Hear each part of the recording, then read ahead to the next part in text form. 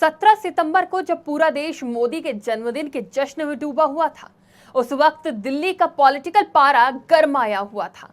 दिल्ली के civil line में मुख्यमंत्री आवास से लेकर राजभवन के बीच गहमा गहमी बढ़ी हुई थी।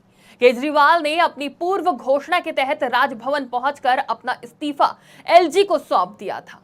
जिस नेता ने ईडी और सीबीआई की गिरफ्तारी के बाद अपना इस्तीफा नहीं दिया, उसने आखिरकार जमानत मिलने के बाद आखिर इस्तीफा क्यों दिया, ये राजनीतिक पंडित के लिए वैचारिक मंथन का विषय बन गया।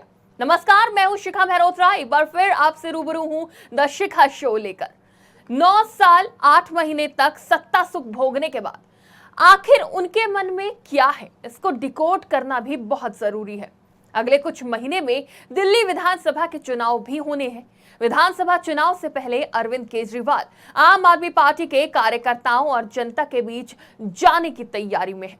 भ्रष्टाचार के आरोपों पर वो दिल्ली की जनता के बीच विश्वास जीतने की कोशिश करेंगे। दरअसल भ्रष्टाचार एक ऐसा दाग है उन पर जिसे धो पाना उनके लिए भी आसान नहीं होगा, क्योंकि इसी भ्रष्टाचार के खिलाफ आंदोलन करके उन्होंने दिल्ली में सरकार बनाई थी। शीला सरकार के भ्रष्टाचार की फाइल को लेकर वो दिल्ली की गली गली में घूमे। अलबत्ता ये बात अलग है कि उस वक्त और न आज तक इस बात का पता नहीं चल पाया कि उस फाइल में शीला सरकार के किस भ्रष्टाचार की कहानी छुपी हुई थी। अब बड़ी बात यह है कि इस्तीफे का मास्टर स्ट्रोक चलकर केजरीवाल कुछ कमाल कर पाएंगे या बीजेपी के जाल में फंस जाएंगे। सबसे पहले केजरीवाल के सामने दिल्ली की गद्दी बचाने की चुनौती होगी, जिसके लिए उनके पास सिर्फ 4 महीने का समय है। लेकिन उससे पहले हरियाणा के रण में कुछ कर गुजरने की चुनौती भी है। अरविंद केजरीवाल हरियाणा में बड़े पैमाने पर चुनाव प्रचार करने जा रहे हैं, जहां 5 अक्टूबर को विधानसभा के चुनाव होने हैं।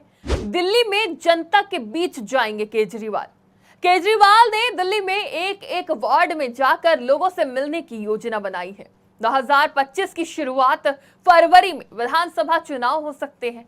उससे पहले पार्टी के पास रणनीति बनाने और आपके मतदाताओं के बीच विश्वास को फिर से बनाने के लिए 4 महीने हैं।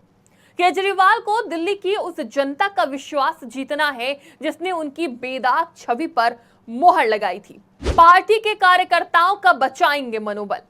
केजरीवाल की गिरफ्तारी से अगर सबसे ज्यादा किसी का मनोबल गिरा है तो वो था उनके कार्यकर्ताओं का, जिसे जनता के बीच जाकर अपने नेता पर लग रहे आरोपों का जवाब देना होता था। हालांकि उनकी गिरफ्तारी के बावजूद पार्टी उम्मीद के मुताबिक नहीं टूटी है। न केवल पार्टी के वरिष्ठ नेता बल्कि जमीनी कार्यकर्ता भी इस बात पर विश्वास रखते थे कि सब कुछ ठीक हो जाएगा। फिलहाल अब केजरीवाल बाहर है, उन्हें बस इन लोगों तक पहुंचने और उन्हें मजबूत करने की जरूरत है। नए प्रदेशों में जाएंगे केजरीवाल।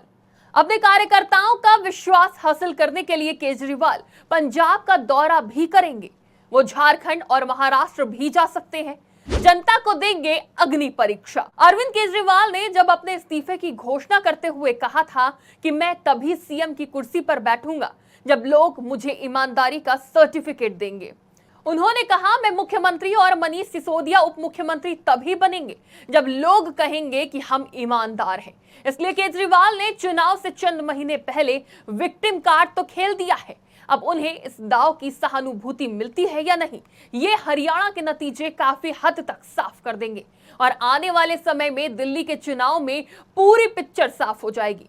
आज द शिखा शो में इतना ही। कल फिर मिलेंगे, तब तक आप अपना ख्याल रखिए। नमस्कार।